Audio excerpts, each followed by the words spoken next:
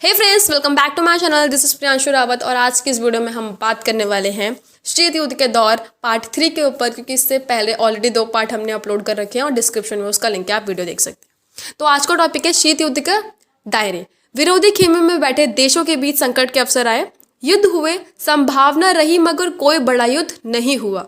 Korea, Vietnam और अफगानिस्तान जैसे कुछ क्षेत्रों में अधिक जनहानि हुई।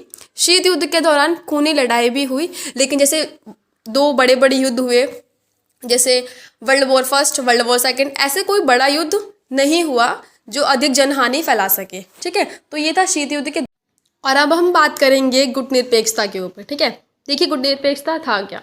गुटनिरपेक्षता का अर्थ है सभी गुटों से अपने को अलग रखना। ठीक है, ना हमें साम्यवादी विचारधारा में शामिल होना है, ना हमें पूंजीवादी विचारधारा में शामिल होना है, हमें सभी गुटों से अलग। और अब हम आगे बढ़ते हैं और अब बात करते हैं गुटनिरपेक्ष आंदोलन की। ये था क्या, देखिए शीत युद्ध के दौरान दोनों महाशक्ति के तनाव के बीच एक नए आंदोलन ने जन्म लिया, जो 2 ध्रुवीय में बट रहे देशों से अपने को अलग रखने के लिए था, जिसका उद्देश्य विश्व शांति था। इस आंदोलन का नाम गुटनिरपेक्ष आंदोलन पड़ा।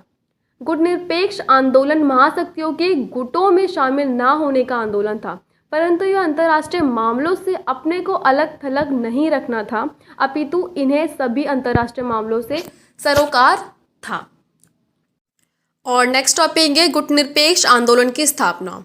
सन 1956 में युगोस्लाविया के जोसेफ ब्रास टिटो, भारत के जवाहरलाल नेहरू और मिस्र के गमाल अब्दुल नासुर ने एक सफल बैठक की, जिससे एक गुटनिरपेक्ष आंदोलन का जन्म हुआ।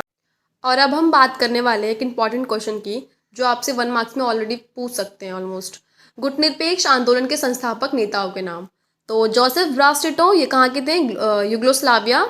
नेक्स्ट है जवाहरलाल नेहरू, ये भारत के थे। गमाल अब्दुल नासुर मिस्र के थे। सुकार्नो इंडोनेशिया के थे। और वामे एंक्रुमा, ये घाना के थे। अब देखिए कि प्रथम गुटनिरपेक्ष सम्मेलन कब हुआ।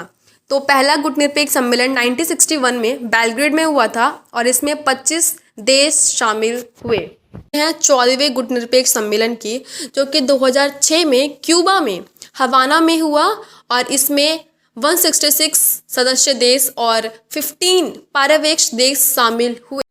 और इसके बाद 17वां गुटनिरपेक्ष सम्मेलन हुआ 2016 में वेनेजुएला में हुआ और इसमें 120 सदस्य देश और 17 पर्यवेक्षक देश शामिल हुए। और अब हम बात करते हैं गुटनिरपेक्षता को अपनाकर भारत को क्या लाभ हुआ। भारत तो साम्राज्यवाद या फिर पूंजीवाद में जा सकता था ना, फिर इसने गुटनिरपेक्षता का रास्ता ही क्यों चुना, और चुनने के बाद इसको भारत को क्या लाभ हुआ। देखिए फर्स्ट पॉइंट है अंतर्राष्ट्रीय फैसले स्वतंत्र रूप से ले पाए। ऐसा फैसला जिनमें भारत को लाभ हो, ना कि किसी महाशक्ति को। गुटनिरपेक्ष से भारत हमेशा ऐसी स्थिति में रहा कि अगर वो कोई एक महाशक्ति उसके खिलाफ हो जाए तो वह दूसरे की तरफ जा सकता था। ऐसे में कोई भी भारत को लेकर ना तो बेफिक्र रह सकता था और ना ही दबाव बना सकता था। भारत की गुटनिरपेक्षता नीति की आलोचना। ठीक है, तो फर्स्ट पॉइंट है आलोचकों ने कहा गुटनिरपेक्षता की नीति सिद्धांत विहीन है। भारत इसकी आड़ में अंतर्राष्ट्रीय फैसले लेने से बचता है। नेक्स्ट पॉइंट है भारत के व्यवहार में स्थिरक नहीं है। भारत में 1971 की युद्ध में सोवियत संघ से मदद ली थी, कुछ नहीं तो यह मान लिया कि हम सोवियत खेमे में शामिल हो गए हैं, जबकि हमने सिर्फ मदद ली थी। सोवियत संघ हमारा सच्चा दोस्त था, उसने हमेशा हमारी मदद की है। और अब हम बात करने वाले हैं गुटनिरपेक्षता ना तो पृथकवाद है और ना ही तटस्थता। तो देखते हैं पृथकवाद है क्या। पृथकतावाद का अर्थ होता है अपने आप को अंतर्राष्ट्रीय मामलों से काट कर रखना, अर्थात बस अपने आप से ही मतलब रखना, बाकी किसी दूसरे से अलग रहना। ऐसा अमेरिका ने किया था 1789 और 1914 तक। ठीक है, पृथकतावाद को अपना के रखा था अमेरिका ने।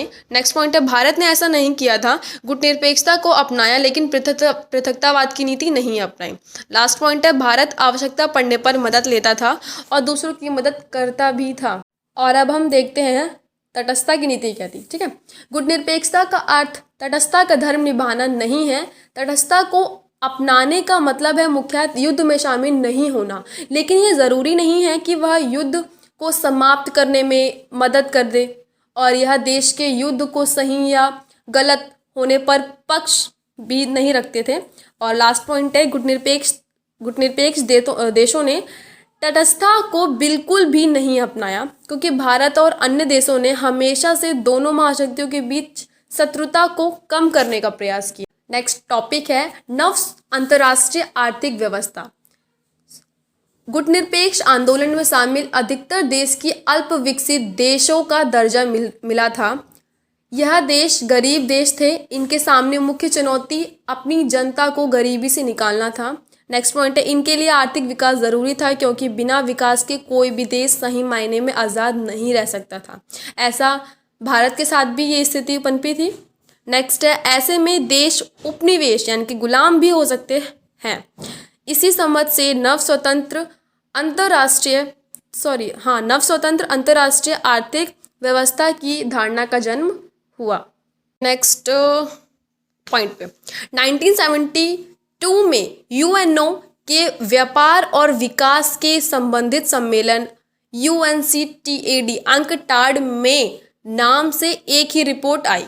ठीक है। नेक्स्ट पॉइंट है, इस रिपोर्ट में वैश्विक व्यापार वर्ल्ड ट्रेड प्रणाली से सुधार का प्रस्ताव किया गया। इस रिपोर्ट में कहा गया, देखते हैं इसके कुछ पॉइंट्स बनाए मैंने, देखते हैं क्या कहा था। तो पॉइंट नंबर 1, अल्प विकसित देशों को अपने प्राकृतिक संसाधन पर अधिकार होगा। यह देश अपने इन संसाधनों का इस्तेमाल अपने तरीके से कर सकते हैं। सेकंड पॉइंट है, अल्प विकसित देशों की पहुंच पश्चिमी देशों के बाजार तक होगी। यह देश अपना सामान पश्चिमी देशों तक बेच सकेंगे। और थर्ड पॉइंट है, पश्चिमी देश में महंगाई या जारी टेक्नोलॉजी प्रौद्योगिकी की लागत कम होगी। एंड लास्ट पॉइंट है, अल्प विकसित देशों की भूमिका अंतर्राष्ट्रीय आर्थिक संस्थानों में उनकी भूमिका बढ़ाई जाएगी।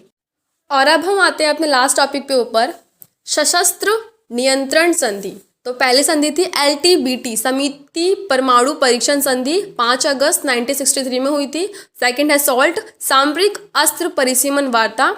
पहली वार्ता हुई थी 26 मई 1972 को और दूसरी हुई थी 18 जून 1972 को। तीसरी है स्टार्ट सामरिक अस्त्र न्यूनीकरण संधि, जो कि हुई थी 31 जुलाई 1991 को और दूसरी हुई थी 3 जनवरी 1993 को। और लास्ट है NPT परमाणु अप्रसार संधि, जो कि हुई थी 1 जुलाई 1968 में।